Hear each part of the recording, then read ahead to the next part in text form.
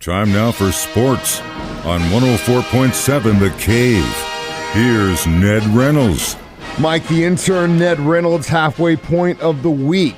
So the basketball Bears have had a pretty good team, at least I thought, in the building since I figured we'd have some guys come back this next season and keep the momentum going. They had a great season, but it seems like there's some players getting into that transfer portal, which kind of screws up everything. Transfer portal is not new. It's been around since 2018. I believe that was the first year of official mandate from the NCAA. But it really is. It's a system that does need some governance, and it doesn't have any right now. Bears lost 2 more players to the transfer portal yesterday.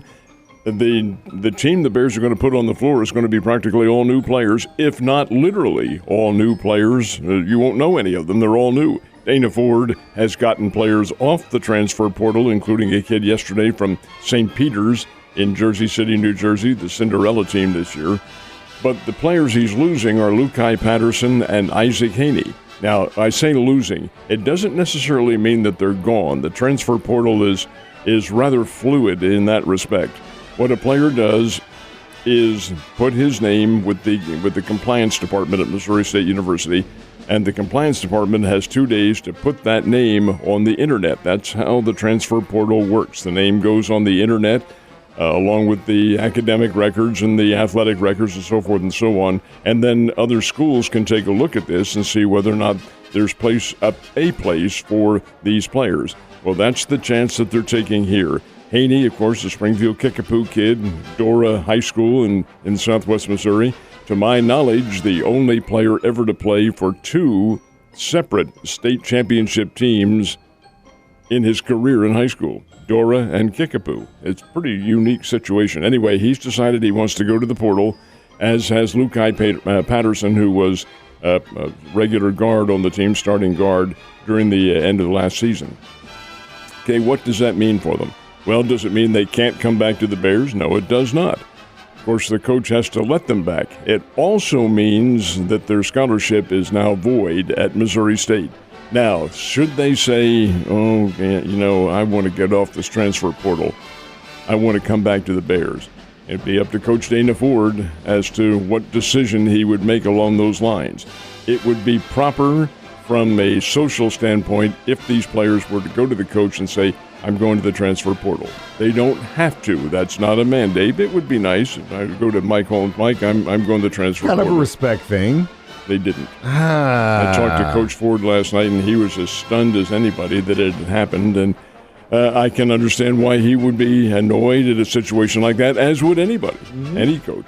So what their future remains to be seen. The reason there's a flurry of them now is that May 1st is the deadline for being on the transfer portal, and May 1st is Sunday. That's not very far away, folks. So that's why you're seeing this new, and it isn't really new at all. It's been going on since 2018.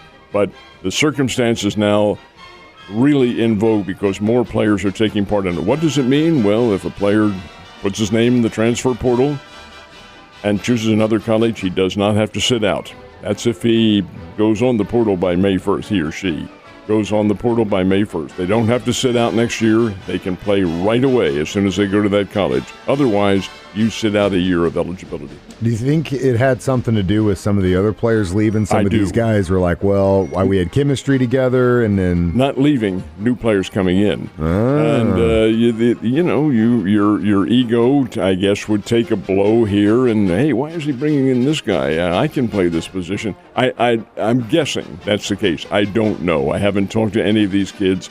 I just know they exercise their option, though, of going to the portal. Well, that's a right to do so. You would think, though, at least from just being a cool guy, you'd say, hey, this is what the deal is, and I'm moving on. But sometimes people aren't like that. If you're a golf guy, man, you're going to be really stoked and probably planning a trip to Tulsa in the near future. When's the PGA Championship make it to Tulsa? It's in a couple of weeks, and it's at Southern Hills in Tulsa. The PGA normally, and I say normal, and historically has been in August. But the last couple of years now, they've moved the tournament. This is the second of the majors. The first is the Masters.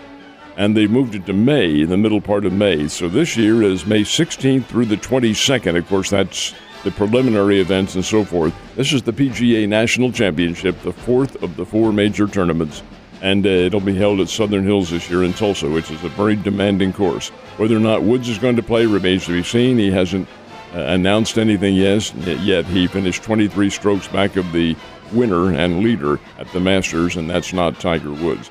Interesting little note, though, Woods has said that he is going to play in the Open, which is what they call the British Open, the oldest of all the tournaments, which is the 150th year at St. Andrews in Scotland this year. They have, get this, the ticket demand for the 150th at St. Andrews, they don't always play it there, but that's the original course. 300,000 tickets have been allotted for that. That's a lot of folks, folks. 300,000. That's like a NASCAR race, but you're talking golf here, man. That's going to be crazy. And I feel bad for those groundskeepers. All right, so last but not least, the Bears had a test against the Tigers yesterday. Did they pass it? They did, but it didn't look good for a long time. I was there for about half the game and left in the latter innings. And when I departed, Missouri had taken a 2-0 lead. This is Missouri versus Missouri State. Kind of an emotional rivalry, if nothing else. So comes to the last of the ninth inning, Bears trailing 2-0, not hitting the ball at all, having troubles. Missouri is not a great team, but they're better. They're good. They're a Southeastern Conference ball club. Bears have struggled this year trying to get to 500. Well, comes the ninth inning, and the Bears get a 2-run single from Jaden Roths, a looper out into right center field that dropped in, and Missouri State, which had runners on base, ties the game. The next batter up, Hayden Moore, hits a shot into left center field. The center fielder can't get it. He makes a diving try, can't get it. Winning run comes in. 3 runs in the ninth inning. Bears win 3-2. Bears are now 18-18 on the year and play SLU tonight at Hammons Field. This is a makeup game. The original game with St. Louis was postponed because of rain back about a month ago. So they're making it up tonight. Should be a great night for baseball. Going to be a great night and another test, that's for damn sure. So game 1 of the series between the Cardinals and Mets did not go at all the way the Cardinals wanted.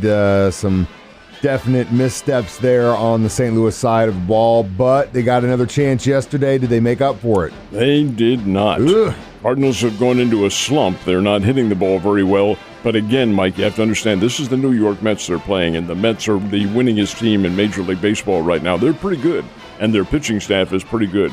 For a kid named Bassett last night who shut down the Cardinals, 3-0, New York Mets get the win over the Cardinals, and that's consecutive wins now for New York in St. Louis, and the third straight loss for the Cardinals. Cardinals are a good team. How great they are remains to be seen. Had some chances in the ball game and really couldn't capitalize. New York, well, they're good. They're playing some pretty good baseball. They went up against Jordan Hicks last night, who got his second start and got 2 runs off him in the third inning. Made that stand right throughout the game until the ninth when they scored another run. So 3-0, New York Mets get the win. The series finale is coming up today. They're playing a day game up in St. Louis at noontime, and this is where the Mets are going for a sweep. So we'll see what happens. The Cardinals remain at home, play the Arizona Diamondbacks coming up this weekend. But in terms of getting wins, Cardinals need it. They've surrendered first place now to the Milwaukee Brewers, but it is only April. Well, it's only April, so don't get freaked out already. Hopefully, you can get a dub soon and get out of that slump. Royals and Springfield Cardinals both held series openers last night. And did they get the dub? They did. The Kansas City Royals go into Chicago and beat the Chicago White Sox 6-0. The White Sox are off to a very, very slow start. One of the reasons, I think, is the cold weather. It's cold in Chicago. The bats haven't come around, and 6-0, the Kansas City Royals go in. Daniel Lynch gets the win. That's a nice win for Kansas City. It breaks a losing streak. They had not won out in Seattle, got swept by the Mariners out there, but go into White Sox and beat Tony La Russa's team. The White Sox will come on. You better get well against them while you can, because they're far, far too good a team to be going through a slump like this. So the Royals get a win, and so do the Springfield Cardinals. They go down to San Antonio, beat the San Antonio Missions 5-1 in the series opener. That's a 6-game series, as are all the minor league games.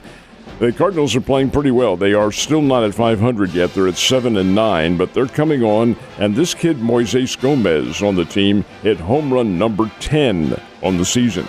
This is 10 home runs in the month of April for this guy.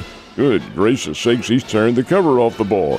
And that's the key element of the Springfield Cardinals. They do have a very, very good, in my opinion, level of offense. Their pitching still needs some work, but hey, that'll all come around as well. Win for the Springbirds 5-1. They play the San Antonio Mission San Diego Padres. AA Farm Club play them again tonight.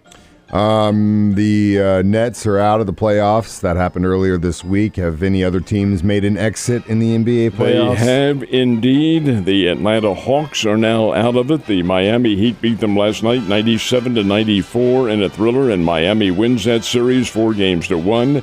The Memphis Grizzlies and the Phoenix Suns are on the verge of getting the win. The Grizzlies beat the Minnesota Timberwolves by 2, 111-109, and Memphis now has a 3-2 lead, and the Phoenix Suns, who had faltered against the New Orleans Pelicans, have now taken a 3-2 lead. Phoenix beat New Orleans last night by a score of 112-97. 3 more games coming up tonight.